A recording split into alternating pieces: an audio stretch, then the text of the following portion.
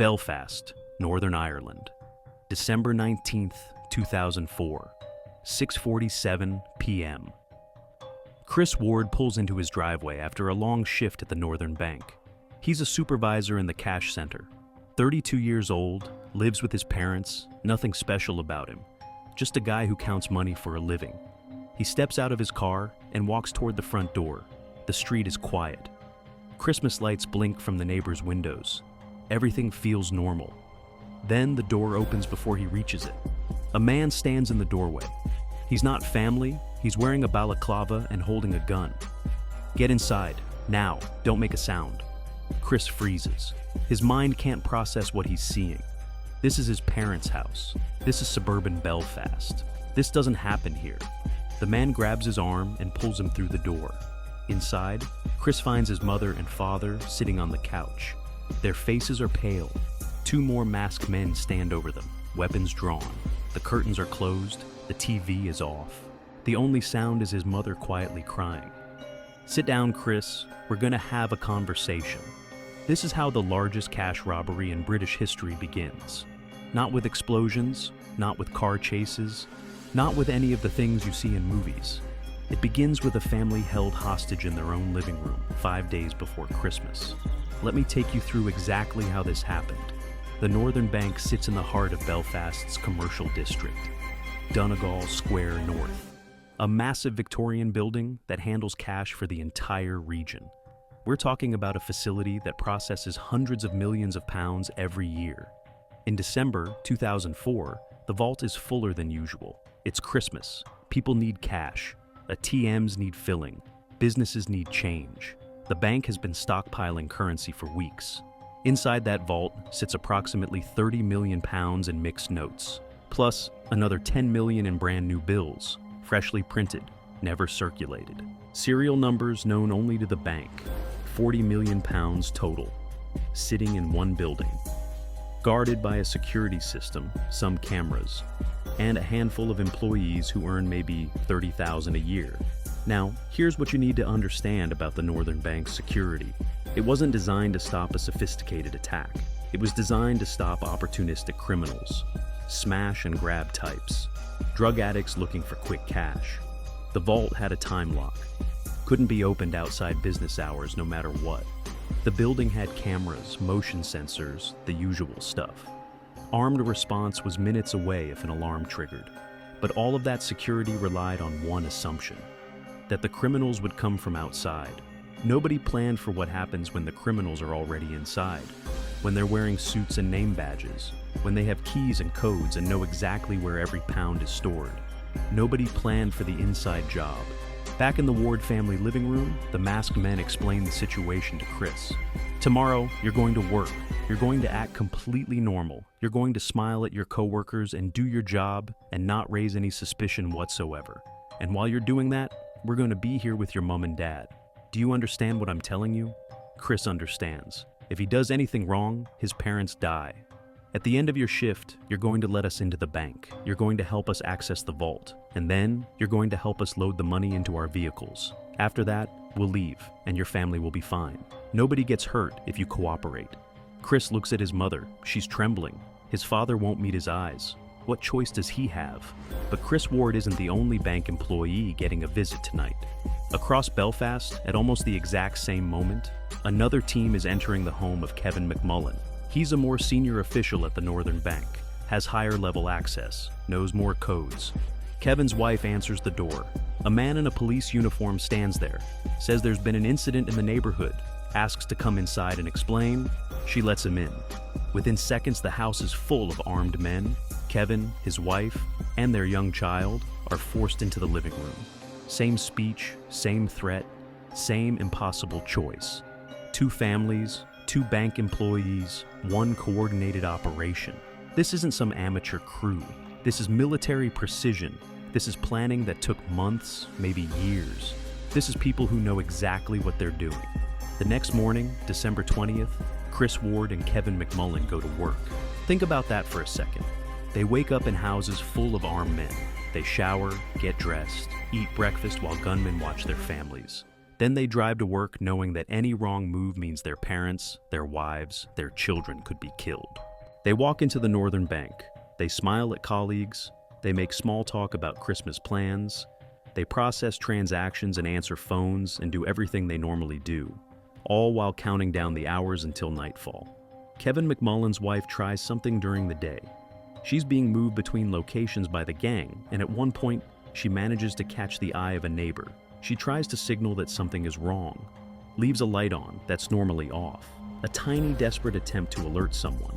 The neighbor notices, thinks it's strange, but doesn't call the police, assumes there's a simple explanation. Maybe they just forgot to turn it off. That's how close this whole thing came to unraveling. One phone call, one suspicious neighbor deciding to report something odd. That's all it would have taken. But the call never comes. Night falls on December 20th. The bank closes. Most employees go home. Chris and Kevin stay behind. They tell co-workers they have extra work to finish before the holidays. Nothing unusual. People are always catching up on paperwork this time of year. At approximately 6:30 p.m., they open a side door. The gang enters. At least 6 men, maybe more. They're carrying large bags, empty bags. They move with purpose, like they've rehearsed this dozens of times. They probably have. Chris and Kevin guide them through the building, past the cameras they know how to avoid, through the doors they have keys for, into the areas where the real money is kept. The vault presents a problem. That time lock means it can't be opened until morning. But the gang has planned for this too. They're not here for a quick grab. They're here for the long haul. They spend the entire night inside the bank. Think about the nerve that takes. Hours inside a building you're robbing. Any moment, a security patrol could notice something wrong. A silent alarm could trigger. A police car could drive by and spot movement through a window. But nothing happens. The night passes. The gang waits. When morning comes and the time lock releases, they open the vault. What they find inside exceeds even their expectations. Stacks of cash, bundles of notes, more money than most people will see in 100 lifetimes. They start loading bags, filling them until they can barely lift them, making trips to vehicles waiting outside. The operation takes hours. They're not rushing. They're methodical. They take everything they can carry. When they finally leave, they've stolen £26.5 million. Some sources say more.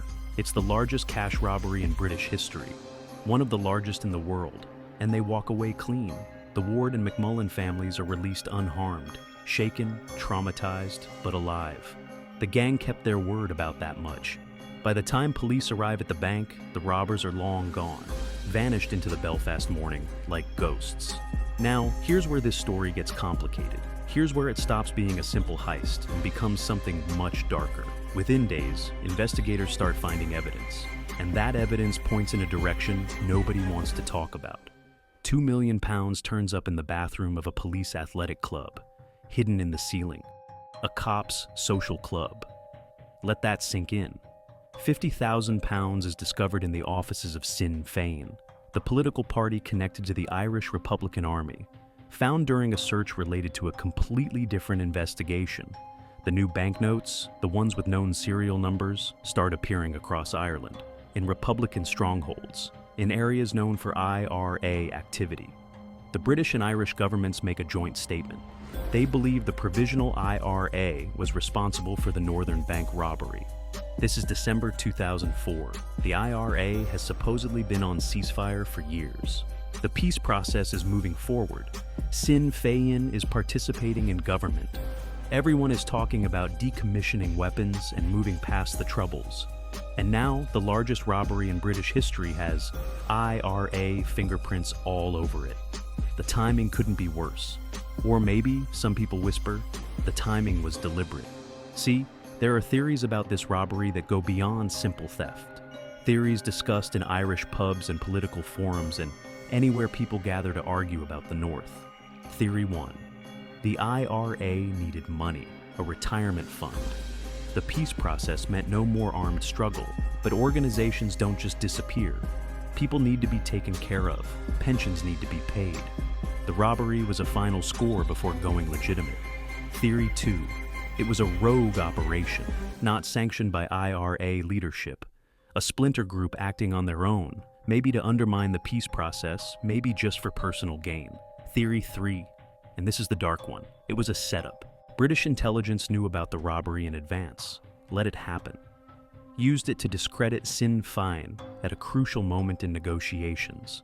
The evidence that surfaced so conveniently, the money in the police club, the cash in the Sinn Féin offices, all of it planted to achieve a political goal. Nobody knows the truth. Maybe nobody ever will. What we do know is this: despite one of the largest investigations in Irish history, despite international cooperation and massive resources, only a tiny fraction of the money was ever recovered. 26.5 million pounds stolen.